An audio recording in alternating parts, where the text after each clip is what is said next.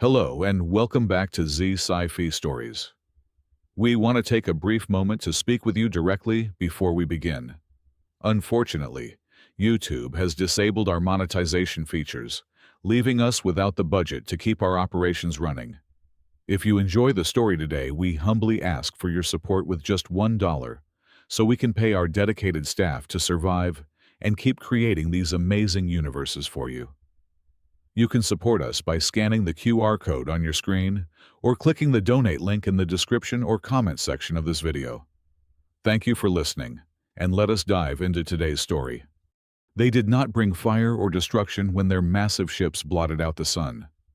The end of humanity arrived as a frequency so subtle that no one even knew they were bleeding away their free will. It was not a war. It was a quiet surrender. High above the atmosphere, the vanguard of the Kalan Empire anchored their massive vessels in synchronous orbit. They were conquerors of 1,000 worlds, but they possessed no kinetic bombardments or plasma cannons. They preferred a much more elegant subjugation. As the massive iron husks locked into position, they activated a biological weapon of terrifying precision.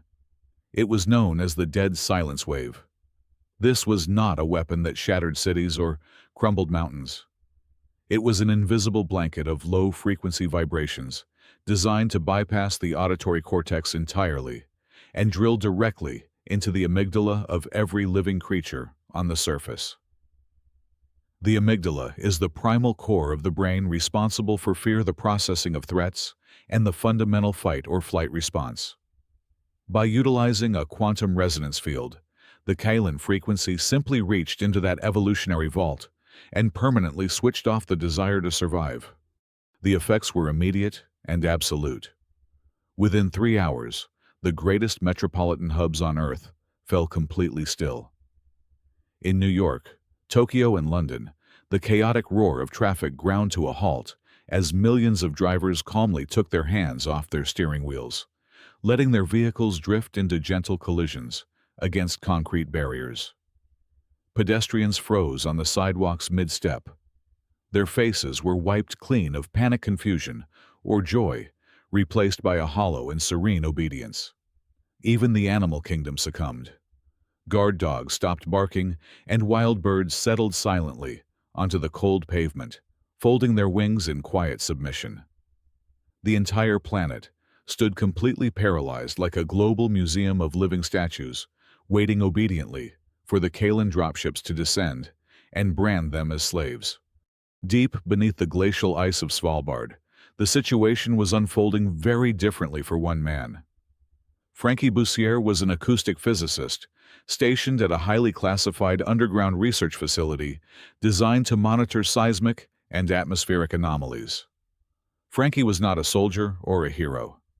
He was a brilliant but deeply neurotic scientist plagued by chronic anxiety, a severe panic disorder, and a constant state of nervous tension. When the Dead Silence Wave washed over the planet, penetrating even the thick layers of Arctic ice and reinforced lead walls, Frankie was hunched over his monitors, running on almost zero sleep and an unhealthy amount of black caffeine. He watched in slow, rising horror as the bustling laboratory around him descended into an eerie quiet. His colleagues stopped typing on their keyboards. The chief researcher dropped a heavy stack of analytical papers and simply stood staring blankly at the metallic gray wall. Frankie ran over to them, waving his hands frantically in front of their eyes, but they did not blink or acknowledge his presence. He rushed to the medical bay and pulled up their vital signs on the central biometric monitors. What he saw defied every known law of human neurology. The monitors showed a sudden catastrophic drop in beta and gamma brainwaves, while delta waves spiked unnaturally. It was as if the conscious mind of every person in the room had been forcibly paused by an external administrator. Frankie backed away, stumbling over a chair as his chest heaved, and a terrifying realization washed over him. Why was he still moving? Why was his mind still racing with frantic, terrifying clarity? His breathing grew shallow and erratic as the sheer gravity of the global silence hit him.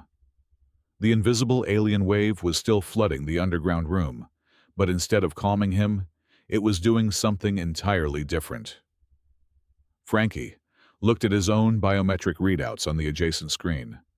His heart rate was skyrocketing, and his blood was flooded with astronomical levels of cortisol and adrenaline. Then, the biological paradox revealed itself. The dead silence wave was engineered to suppress normal neural activity by targeting standard brain chemistry. But for individuals who suffered from extreme neurological stress, severe anxiety disorders, or those currently operating under the immense pressure of life and death survival, the alien frequency caused a catastrophic inverse reaction. Frankie had lived his entire adult life in a perpetual state of psychological pressure. His brain was already saturated with survival chemicals. When the Kalen suppression wave collided with the massive amounts of adrenaline and cortisol in his bloodstream, the wave failed to shut him down. Instead, it acted as an unparalleled neural stimulant.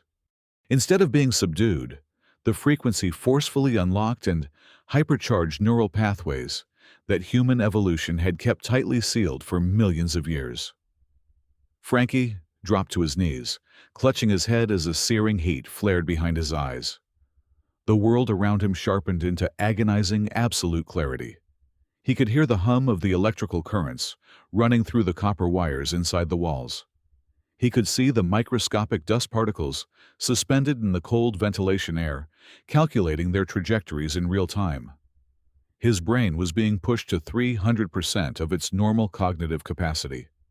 The alien weapon meant to pacify and enslave him had inadvertently turned a chronically anxious scientist into a hyper-cognitive entity. Frankie slowly stood back up, wiping a thin trail of dark blood from his nose. The silence in the facility was deafening, but inside his mind, a symphony of infinite tactical possibilities was just beginning to play. The transport ships of the Kalen Empire descended from the upper atmosphere, like polished obsidian daggers piercing the clouds. They touched down in the hearts of the paralyzed cities, crushing cars beneath their massive landing struts. The infantry deployment was a casual and arrogant affair. Heavily armored Kalen soldiers stepped onto the silent streets of Earth, expecting the exact same bloodless harvest they had executed on 100 other worlds.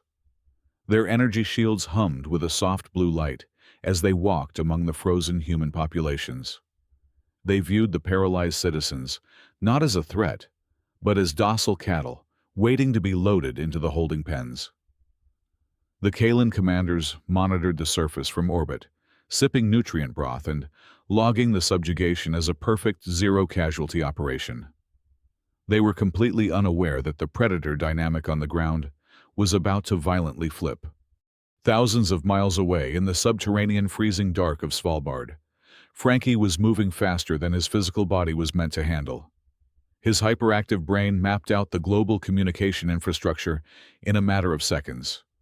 Standard satellite networks were blocked, but Frankie bypassed them entirely. He spliced together a stealth shortwave radio network, bouncing signals off the ionosphere, and utilizing deep-sea fiber optic cables that the aliens had ignored. He calibrated his broadcast to piggyback seamlessly beneath the alien frequency. He was not trying to wake up the calm or the peaceful.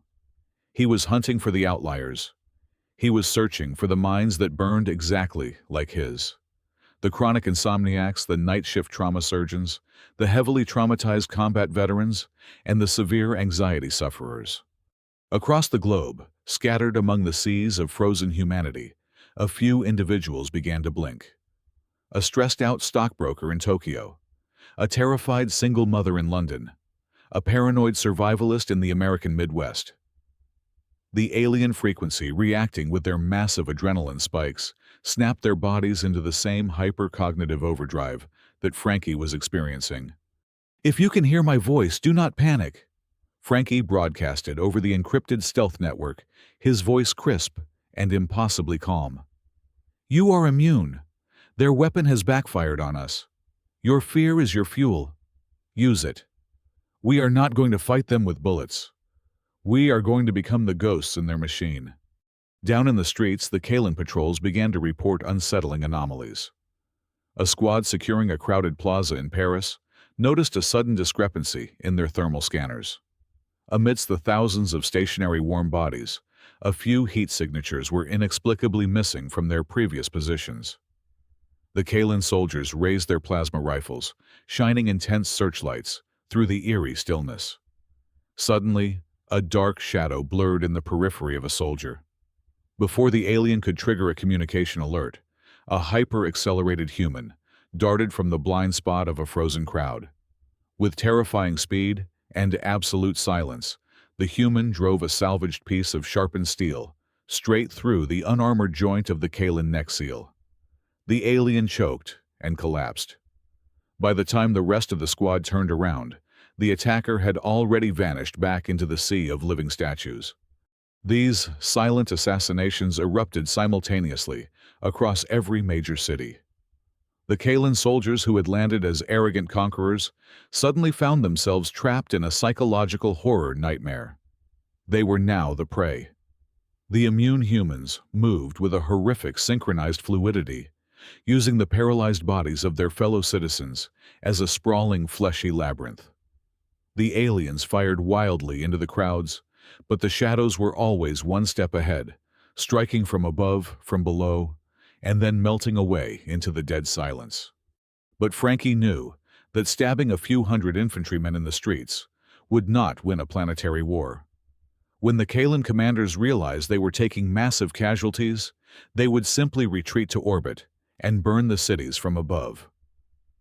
Earth needed a weapon that bypassed their advanced technology entirely. The Kalen infantry relied on personal energy shields that vaporized solid projectiles and dispersed kinetic impacts, making traditional firearms completely useless. "Leave their armor alone," Frankie instructed his invisible army over the stealth network. "Target their sensory input. Their helmets are designed to filter atmospheric noise. We are going to overload the filters." Under his rapid-fire guidance, the hyper-cognitive humans infiltrated abandoned broadcast stations, military outposts, and telecommunication hubs. They hijacked commercial radio antennas, 5G cellular towers, and rusty Cold War-era air raid sirens. Using the acoustic processing computers in his lab, Frankie calculated the exact reverse resonance frequency of the alien helmet's acoustic dampeners. On his command, the immune humans triggered the global broadcast. Every speaker, every siren, and every digital billboard on the planet erupted simultaneously. It was not a sound meant for human ears. It was a weaponized hypersonic screech. In the streets, the Kalen soldiers dropped their weapons and fell to their knees in agony. Their energy shields were utterly useless against the ambient sonic pressure. The reverse resonance frequency bypassed their external armor and violently amplified inside their enclosed helmets. The Kalen eardrums ruptured instantly. The sonic drill tore through their auditory canals and liquefied their central nervous systems from the inside out. Within minutes, the invincible alien infantry lay dead on the concrete, bleeding thick black fluid from their helmets, while the paralyzed human populations remained completely unharmed, standing silently around the corpses. In an alleyway in New York, one of the immune resistance fighters stripped a heavy communication gauntlet from a dead Kalen officer and wired it into a portable terminal. They established a direct uplink to Frankie down in Svalbard. Frankie immediately began dissecting the alien software architecture with his 300% brain capacity. The code was complex, but his hypercharged mind unraveled it, like pulling a loose thread on a cheap sweater. As he cracked the core encryption of the alien tactical network, Frankie expected to find troop deployments or orbital bombardment coordinates. Instead, he uncovered a sickening, horrifying truth that made his blood run cold. The Kalen communication feed was not a secure military channel. It was a massive interstellar broadcast. It was complete with multi-angle camera feeds, real-time biometric tracking of the human population, and upbeat live commentary. The entire invasion was being live-streamed through a warp relay to the Galactic Council. It was a twisted entertainment program. a reality television show designed to flex the military might of the Kalan Empire for the amusement of trillions of alien viewers across the galaxy. Humanity was not just being conquered. They were being consumed as a prime-time spectacle. The revelation of the galactic broadcast shifted something fundamental inside the mind of the acoustic physicist. The remnants of his humanity, his empathy, and his mortal terror were stripped away, replaced by an icy and absolute mathematical clarity. To the Kalan Empire and their viewing audience across the stars, this was merely an entertaining game. Frankie decided he would no longer play the role of the surviving prey. He would flip the board entirely. He stared at the global tactical map illuminating the dark, underground laboratory. Eradicating a few thousand infantry soldiers was a statistical irrelevance. The armada looming in the upper atmosphere possessed enough raw firepower to turn the surface of the Earth into a sea of molten glass. A defensive war was mathematically impossible. Therefore, Frankie concluded that defense was a complete waste of resources. He was going to transform the entire planet into a colossal death trap. Through the encrypted stealth network, Frankie began transmitting strings of highly complex coordinates and override codes. He was not talking to the assassins in the streets anymore. He was reaching out to the awakened electrical engineers, the quantum mechanics, and the nuclear grid operators. There were over 400 active nuclear reactors scattered across the globe. Frankie issued a chilling command. They were to bypass every known international safety protocol.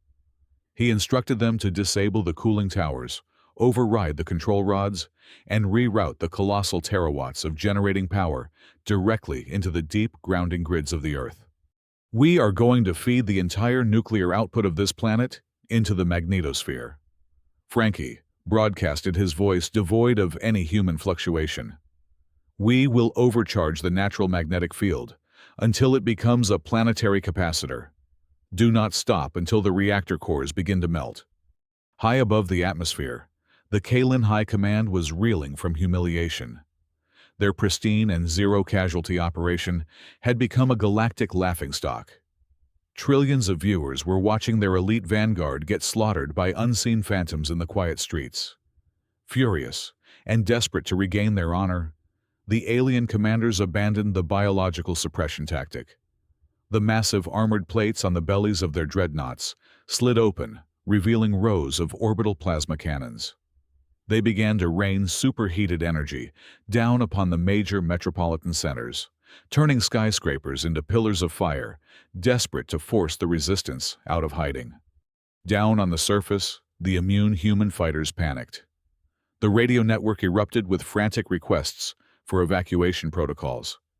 They wanted to move the paralyzed millions out of the cities before the plasma rained down.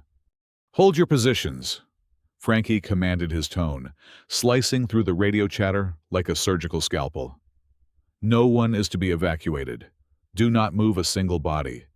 Let them burn the empty concrete." It was a calculation of chilling ruthlessness. Frankie needed the Kalan to believe their bombardment was working.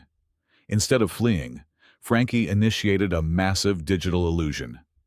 Utilizing the combined processing power of a dozen hijacked military supercomputers, he spoofed the global telemetry data.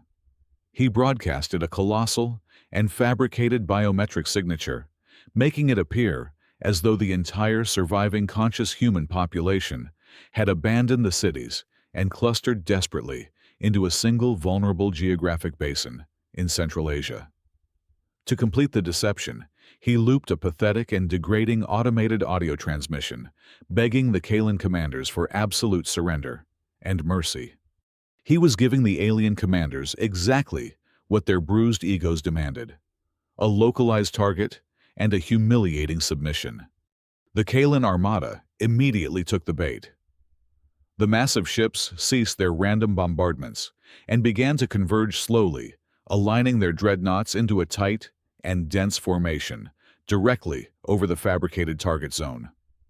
They were preparing a synchronized orbital strike to execute the remaining human resistance in one final theatrical display for their galactic audience. Deep in the Svalbard bunker, The warning sirens wailed as the global nuclear grid reached a critical 100% overload. The planetary magnetic field was screaming, stretched to its absolute breaking point, like a bowstring holding back 1 trillion volts of kinetic energy. The resistance engineers across the world waited with bated breath, their hands hovering over the final release switches, expecting Frankie to command them to unleash the electromagnetic wave, straight up into the atmosphere to fry the gathered Kalan ships. But Frankie did not input the coordinates for low Earth orbit. He was not looking at the Kalan armada at all. The alien ships hovering above were nothing but a convenient distraction and a minor variable in his grand equation. As his hyperactive brain processed the orbital mechanics and quantum trajectories of the solar system, he locked the firing vector on a coordinate hundreds of millions of miles away. His target was not the invaders. His target was the invisible and colossal structure hiding in the freezing dark vacuum near the asteroid belt of Jupiter. He was aiming the entire loaded energy of the Earth directly at the Galactic Council warp gate. The Kalan Armada, humiliated and enraged by the slaughter of their ground forces, abandoned all pretense of a clean harvest. They pushed their massive quantum thrusters to the absolute limit, breaking through the exosphere and plunging aggressively into the upper atmosphere of the Earth. This was no longer an occupation. It was a highly televised execution. Thousands of heavily armored dreadnoughts, sleek cruisers, and planetary siege platforms aligned their descent vectors. They gathered exactly where the acoustic physicist had mathematically predicted they would, swarming like angry hornets over the fabricated resistance zone. The friction of their rapid atmospheric entry ignited the surrounding gases, painting the afternoon sky with streaks of violent purple and blinding crimson plasma. The sheer, concentrated mass of the alien fleet began to violently alter the local weather patterns beneath them. Unnatural cyclonic storms formed as the barometric pressure collapsed under the weight of the hovering ships. The commanders in orbit prepped their atmospheric incinerators, eager to close this embarrassing chapter and burn the remaining humans to ash. In the absolute isolation of his underground bunker, Frankie Bussier watched the orbital telemetry data stream across his monitors. He did not blink. His fingers danced across the rusted mechanical keyboard of the main terminal. The global nuclear grid was screaming at 150% capacity. The magnetic field of the Earth was shuddering, warping under the immense pressure of the artificial electromagnetic load. Exactly when the central command ship of the Kalan Vanguard crossed the optimal atmospheric threshold, Frankie pressed the activation key. He did not fire a laser. He did not launch a missile. He simply released the planetary capacitor. The execution was instantaneous and devastatingly silent. A concentrated electromagnetic pulse, fused with a violently inverted gravitational anomaly, erupted from the magnetic poles of the Earth.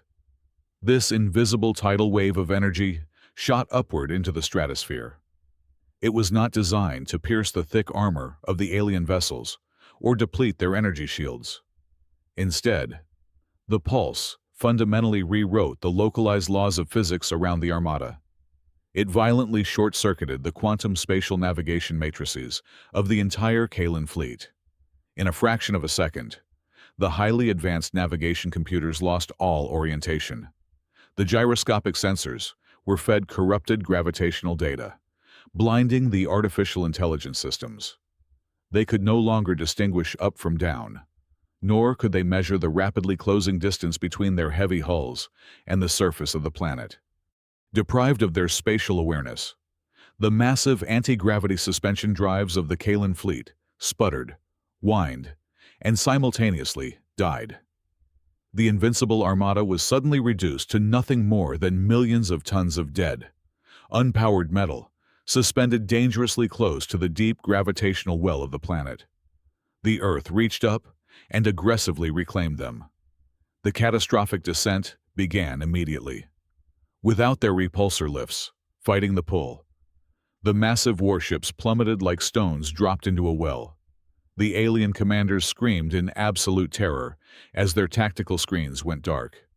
Panic turned into sheer kinetic horror as the enormous vessels, trapped in the exceptionally tight formation they had so arrogantly assumed, began to violently collide with one another. Dreadnoughts the size of small cities slammed into frigates, tearing their heavily armored hulls wide open and spilling rivers of burning plasma into the sky. The heavens became a chaotic graveyard of tumbling, shrieking metal. Millions of tons of alien engineering crashed into the oceans and the uninhabited deserts below, shaking the tectonic plates upon impact and sending massive shockwaves rolling across the continents. The immune resistance fighters across the globe watched the sky burn with falling stars, witnessing the complete and utter annihilation of the Kalan invasion force. It was a victory of unprecedented planetary scale. However, the acoustic physicist in the bunker felt no joy. His hyper-accelerated brain was already calculating the next terrifying variable, staring at deep space telemetry that the rest of the world could not see. The celebration on the ground lasted for less than 5 minutes. Deep in the freezing vacuum of space, near the orbit of Jupiter, the massive dormant rings of the galactic warp gate began to spin. The destruction of the Kalan Vanguard had sent a shockwave through the interstellar broadcasting network. The amusement had ceased. The Galactic Council had seen enough of the spectacle. The warp gate flared with an intense, blinding white light, tearing a massive bleeding hole in the fabric of space-time. What emerged from the portal was not another invasion force. It was a cosmic executioner, a second superfleet, belonging directly to the high seat of the Galactic Council, materialized into the solar system. These were not the crude, blocky iron dreadnoughts of the Kalan Empire. These were celestial leviathans, ships so unfathomably massive that their sleek, golden hulls caught the ambient light of the stars and cast long, terrifying shadows across the inner planets. The flagship of the Council fleet moved with a terrifying, silent grace, positioning its colossal bulk directly between the Earth and the Sun. A total artificial eclipse plunged the entire planet into sudden, freezing darkness, dropping the global temperature by several degrees in a matter of minutes. Then, a localized telepathic broadcast bypassed all radio frequencies and echoed directly inside the minds of every conscious human being on Earth. The voice was devoid of emotion, a cold, artificial harmony of 1,000,000,000,000 unified alien minds. The localized resistance of species humanity demonstrates a highly volatile and violent genetic code, the voice decreed, vibrating against the inside of human skulls. You possess a parasitic resilience and a penchant for mass destruction that threatens the established cosmic order. Subjugation is no longer a viable protocol. Containment has failed. We bring forth the planet destroyer weapon. The solar system will be completely cleansed. From the belly of the golden flagship, a massive crystalline structure began to descend, humming with the terrifying energy of a harnessed collapsing star. The Earth had survived the harvest, but humanity was now staring down the barrel of total cosmic annihilation. The artificial voice faded from the minds of the human race, leaving behind a suffocating weight of absolute despair. The telepathic decree was not a negotiation. The Galactic Council offered a single, chilling ultimatum. Humanity had exactly 60 minutes to orchestrate a planetary mass suicide. If the local inhabitants did not extinguish themselves within that hour, the crystalline structure descending from the golden flagship would activate the Ray of Judgment. It was a planetary annihilation weapon designed to boil the oceans, scorch the atmosphere, and turn the entire biosphere of Earth into a barren radioactive rock. Down on the surface, the fragile euphoria of the immune resistance shattered instantly. The individuals who had just executed a flawless planetary defense against the Kalan Armada were suddenly crushed by the incomprehensible scale of the true enemy. The golden superfleet blotted out the sun, and with it, every last shred of human hope. The stealth shortwave radio network, which had been a disciplined channel of tactical commands just moments ago, devolved into absolute chaos. "We cannot fight that," a weeping resistance leader broadcasted from a fortified bunker in Berlin. "It is the size of a continent. Our weapons mean nothing. We have to surrender. We have to beg for mercy." The panic spread like a contagion. The fragile alliance fractured under the immense psychological pressure of the 60-minute countdown. Militias turned their scavenged weapons on each other. Some demanded unconditional surrender, pleading into the open frequencies for the aliens to spare their families. They believed that if they offered total submission, the Council might preserve a fraction of the human race as pets or test subjects. The sheer terror of the absolute void broke the minds of those who had survived the initial Kalan invasion. In the freezing subterranean laboratory in Svalbard, Frankie Bussier did not panic. His hypercognitive brain, fueled by lethal levels of adrenaline and cortisol, had completely bypassed the human capacity for despair. He listened to the weeping and the begging on the radio network with complete emotional detachment. He was not looking at the golden flagship on his monitors. He was analyzing the residual data of the telepathic broadcast that had just violated his mind. The Council had made a fatal, arrogant mistake. To broadcast a telepathic message across an entire planetary population, they had to establish a massive, localized quantum bridge. They assumed human minds were strictly receivers, incapable of transmitting anything back. But Frankie was not a standard human mind anymore. He was a biological supercomputer operating at 300% capacity. Frankie isolated the quantum frequency of the telepathic bridge. He could not use standard digital architecture to hack a civilization millions of years ahead of Earth. Their firewalls would instantly incinerate any software intrusion. Instead, he went backward. He relied on the most primitive fundamental binary communication known to acoustic physics. He translated his broadcast into quantum Morse code. Using the tactile mechanical keys of his primary console, Frankie physically tapped out the sequence, hammering the electromagnetic pulses straight up the open telepathic channel. High above the Earth on the immaculate command deck of the Golden Flagship, the High Counselors floated in their anti-gravity podiums, waiting serenely for the human race to exterminate itself. Suddenly, the ambient harmonic chimes of their control room were violently interrupted by a crude, aggressive static. The massive crystalline viewing screens, which were displaying high-resolution thermal scans of the Earth, abruptly went black. The High Counselors recoiled in shock as the screens forcibly rebooted. The image of the blue planet was replaced by a grainy, low-resolution visual feed originating from a primitive underground bunker. The screen displayed a fragile, unarmored human male. His face was pale, his eyes were bloodshot, and a fresh trail of dark blood leaked from his nostril as his brain pushed against the limits of its physical container. "You have 52 minutes remaining." Frankie broadcasted, his voice perfectly calm and laced with a terrifying mathematical certainty. "But you are not going to fire that weapon." The aliens froze. It was not just the unprecedented breach of their supreme network that paralyzed them. It was the absolute absence of fear in the eyes of the human. "Your analysts misunderstood the electromagnetic pulse I detonated earlier." Frankie continued staring directly into the camera lens. "You assumed the planetary capacitor was designed to disable the Kalan Vanguard. That was simply a localized gravitational side effect. The actual payload of that pulse was a highly concentrated transmission of corrupted quantum data, a space virus. And I did not aim it at the ships falling from the sky. I aimed it directly at the core of the Jupiter warp gate." A flurry of panicked activity erupted on the command deck of the flagship as alien technicians frantically scanned the deep space telemetry. Their glowing readouts confirmed the horrifying truth. The colossal warp gate near Jupiter was infected with a dormant, hyper-oscillating resonance anomaly.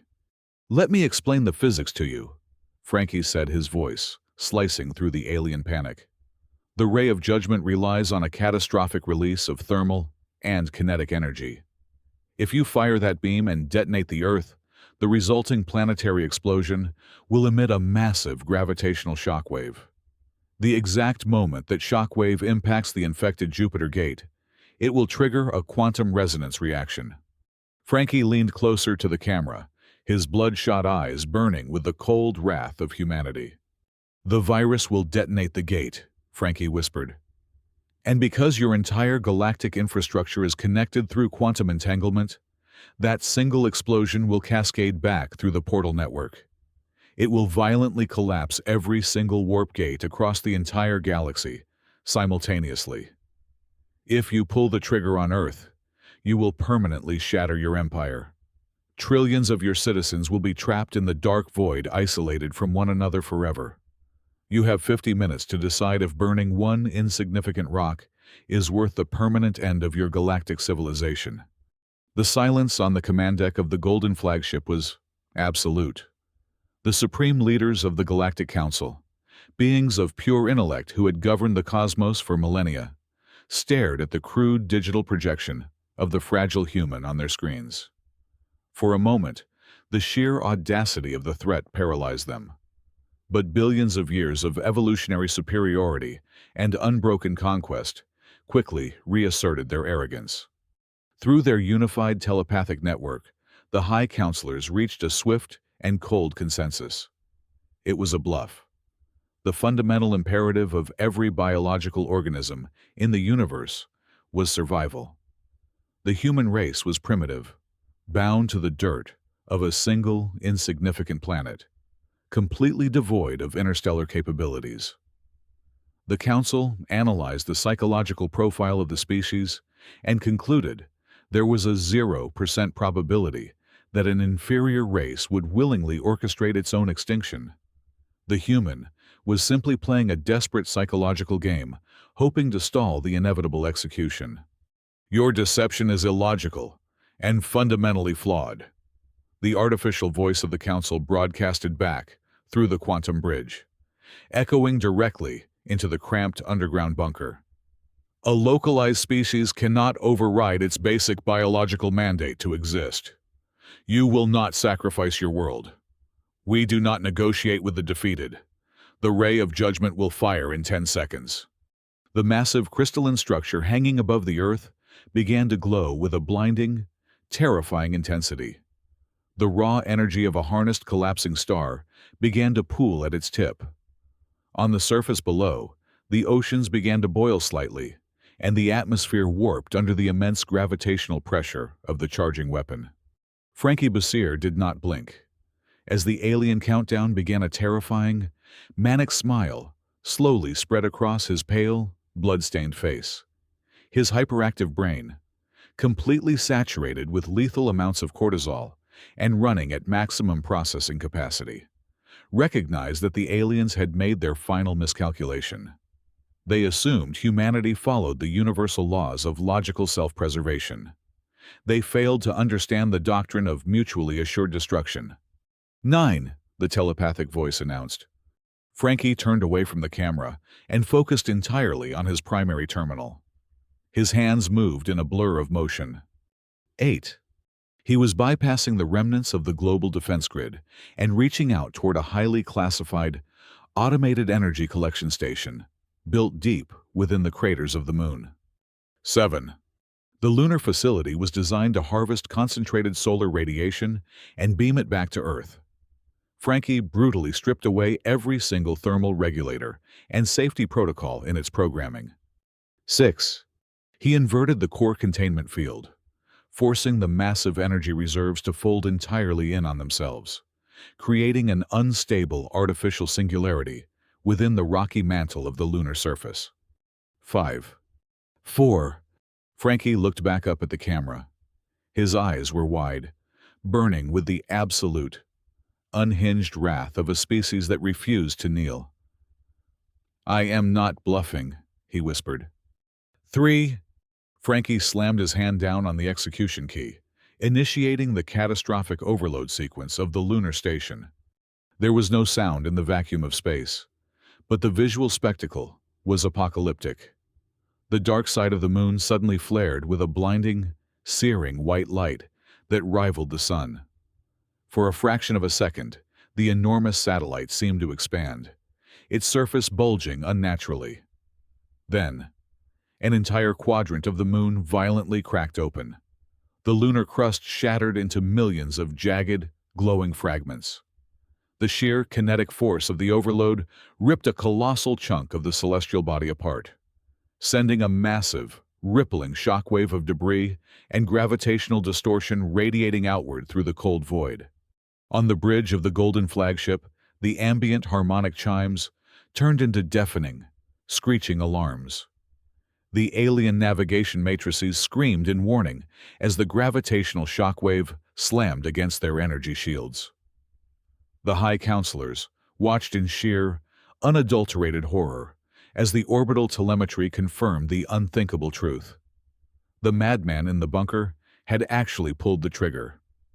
The explosion on the moon was a primer, a massive kinetic signal proving that the human was entirely willing to detonate his own solar system to ensure the virus reached the Jupiter Gate. The Council realized with freezing terror that they were not dealing with a rational species. They were dealing with apex predators who would gladly burn their entire house to the ground just to ensure their enemies died in the flames. 2. Panic. A primitive emotion the Council had not felt in millions of years, violently shattered their serene telepathic network. If the ray of judgment fired, the ensuing planetary explosion would guarantee the permanent collapse of their entire galactic civilization. 1. Abort the firing sequence, the High Counselor screamed, breaking their telepathic silence and physically shouting into the command console. Vent the core energy. Immediately disengage the weapon. The blinding light at the tip of the crystalline structure suddenly sputtered and died. The massive weapon vented its stored solar energy harmlessly into the upper atmosphere, creating a stunning, planetary aurora borealis of swirling green and violet light. The Golden Flagship instantly severed the quantum bridge. They did not issue another threat. They did not demand surrender. They transmitted a single, frantic code of unconditional withdrawal. The colossal superfleet engaged their warp drives in complete disarray, desperate to flee the solar system before the unpredictable humans decided to finish the job. They tore open a portal and vanished into the dark, leaving behind a scarred but surviving Earth. Hours later, the heavy, reinforced doors of the Svalbard facility groaned open. Frankie Bussière stepped out into the freezing, biting wind of the Arctic surface. The oppressive alien suppression wave was gone, and the painful hypercognitive state in his brain was slowly receding, leaving him completely exhausted. He pulled a crumpled pack of cigarettes from his coat pocket, his hands shaking slightly from the adrenaline crash. He struck a match, cupping the small flame against the wind, and took a long, deep drag. Frankie tilted his head back and calmly looked up at the night sky. The stars were visible again, but the celestial landscape was forever altered. A massive, jagged chunk was missing from the moon, its exposed core still glowing like a dying ember in the dark, surrounded by a glittering halo of shattered rock. The Council fleet was gone, retreating into the deepest corners of the galaxy, carrying with them a permanent and terrifying truth. Humanity was not a docile species waiting to be conquered. They were a ticking time bomb, a race of beautiful, violent madmen that the rest of the universe would forever bow to in absolute fear. Thank you so much for listening to our story today. We would love to know where in the world you are tuning in from, so please let us know in the comments section. If you found today's story thrilling and want to help us keep this universe alive, we kindly ask for a donation of just $1. You can support us by scanning the QR code on your screen or by clicking the donate link found in the description and pinned comment. Your generous contribution allows us to pay our hardworking staff so they can feed their families and continue creating these epic sci-fi adventures for you. Thank you for your incredible support.